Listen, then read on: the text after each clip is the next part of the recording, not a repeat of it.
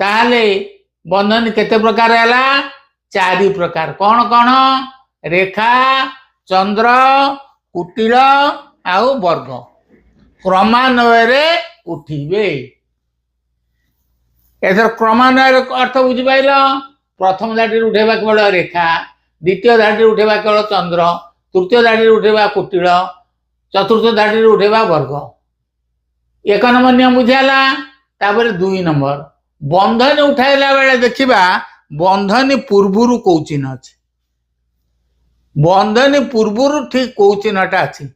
बंधनी पूर्वरु जो चिन्ह तब सेटा होछि बंधनी र चिन्ह। मन रहला जदि किछि न थबो प्लस, जदि प्लस थिबो प्लस, जदि माइनस थिबो ताले माइनस। ताले बंधनी उठाइला आमे के प्लस अछि कि माइनस चिन्ह तो कहले हमर दीटा आमे जमा कहूचे। तेणु बंधनी